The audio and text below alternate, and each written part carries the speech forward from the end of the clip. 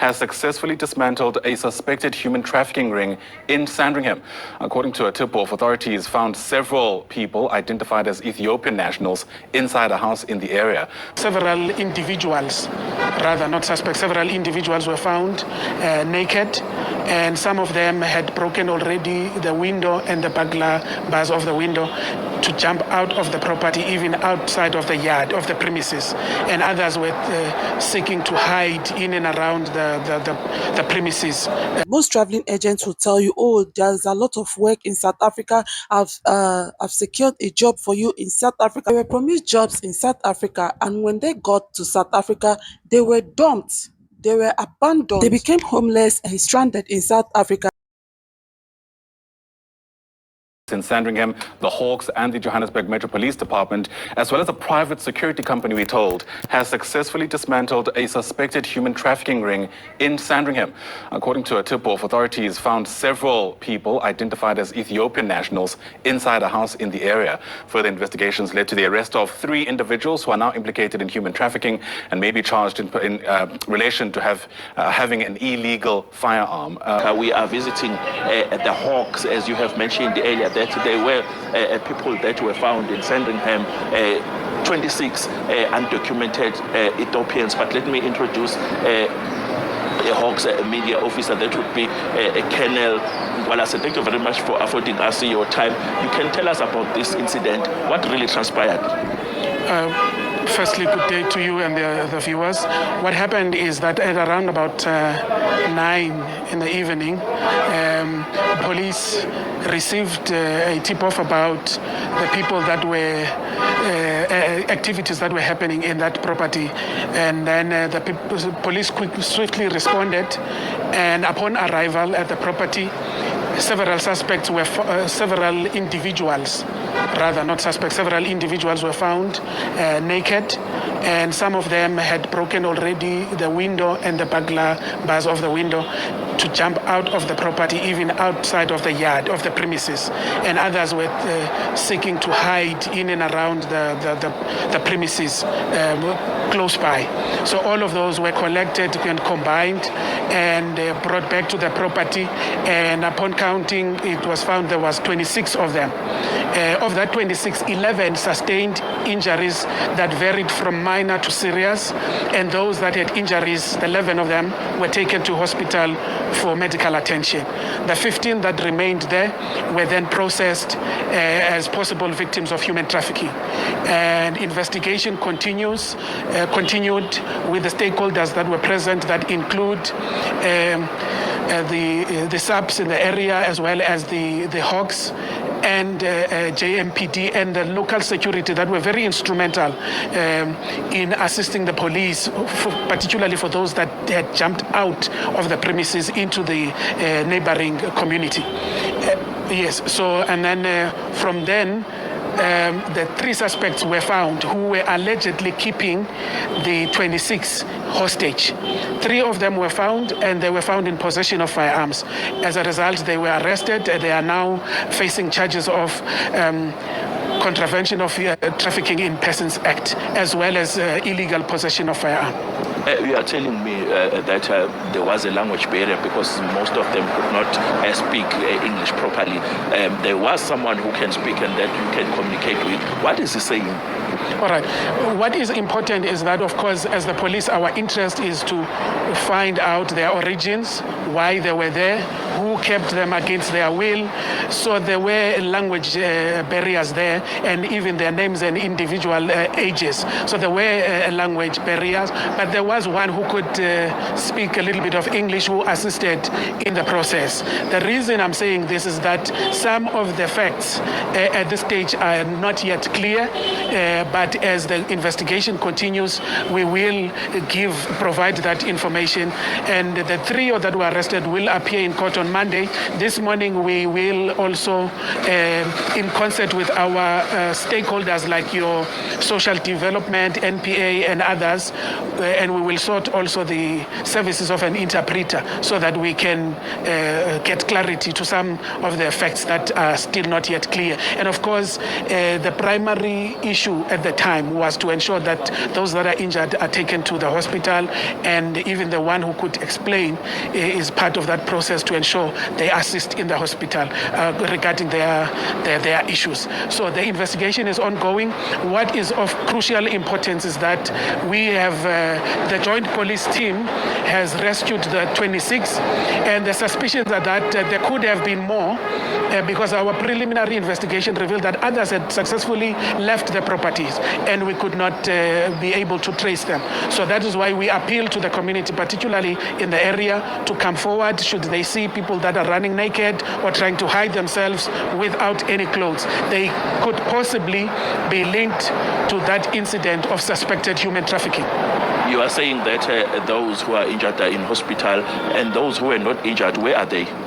Those that were not injured, they remained in the house for the better part of the morning, as we were there in the early hours of the morning, and they were taken by the police for processing.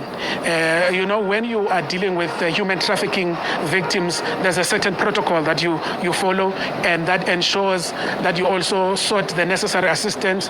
That is why I mentioned earlier the social development, because there are places of safety around to ensure they're in a safe environment, and also they are calm, and we are able to source the services of an interpreter to be able to get the information that we seek from them. That would assist in ensuring that the investigation and prosecution of the suspect is a success. How rife is human trafficking in South Africa? Human trafficking is not only a South African challenge, it's all over the world. And of course, there are people who are interested, who have a keen interest in coming into South Africa. And as a result, because of the vulnerability of either looking for employment, seeking for better opportunities, and also not having the proper documentation, they end up being victims of human trafficking. So it is quite a serious problem, and this is not the first incident that we are investigating, particularly those nationals that are suspected to be Ethiopian. We had other incidents in the past, and where they are actually kept naked, particularly that modus operandi of keeping them naked, perhaps just to ensure that there is shame from escaping from the property. Perhaps that is the reason, and to humiliate them. So it's not the first incident. Yeah, as you are saying, this is not a first incident that involves Ethiopian nationals. It seems as if they are a target. Well, if you are vulnerable, you're looking for, better opportunities, and you don't have documentations to be in a particular country, you become victims. But you must also understand that it's not only them that are victims of human trafficking. People are trafficked in their own country. Others are trafficked in their own province. Others are trafficked in their own city. Somebody here in Pretoria can be taken from Arrèstèd and be kept against their will here in Pretoria CBD. So this issue of human trafficking is quite a serious problem. And from then they can exchange, if they are tired of you here, they sell you to the next bidder. You will be a new person there. So there is that use and reuse. Because you are human, you can be used and reused. So human trafficking is quite a serious challenge.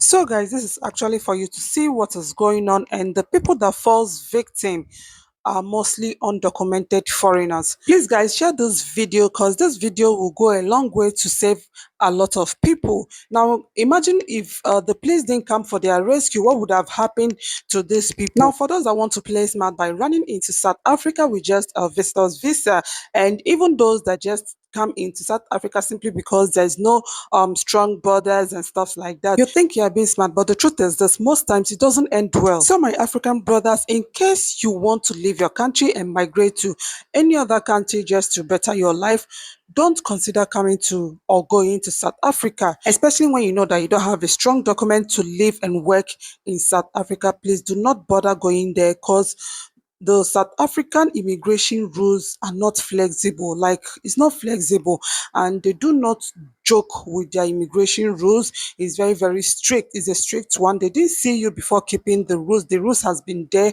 for them, just that a lot of people have been violating the rules. Now imagine what those Ethiopian brothers went through over there, and who knows what would have happened if the police hadn't come to rescue them. Who knows what would have happened to them. Now, according to the police, he said those are Ethiopian undocumented foreigners in South Africa, and trust me, something like this wouldn't have happened to them if they were documented in South Africa, because I learned that if you're not properly documented, most times it's very, very difficult for you to get an accommodation, because there are a lot of things you need to present to the landlord before he'll be able to issue you an apartment.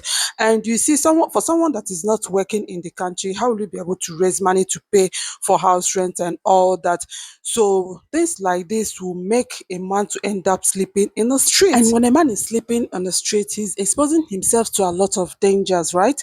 Then secondly, most of these things are also caused by the agent. Most traveling agents will tell you, oh, there's a lot of work in South Africa. I've secured a job for you in South Africa. Like I heard a Mozambican guy with other people, like there were plenty. If you see these people, like they look like those that have not taken birth for over a year. They were promised jobs in South Africa, and when they got to South Africa, they were dumped. They were abandoned. They became homeless and stranded in South Africa. And right now, the guy is just begging for transfer to go back to his country. Like once he just see money, he will go back to his country. But even the money he hasn't seen.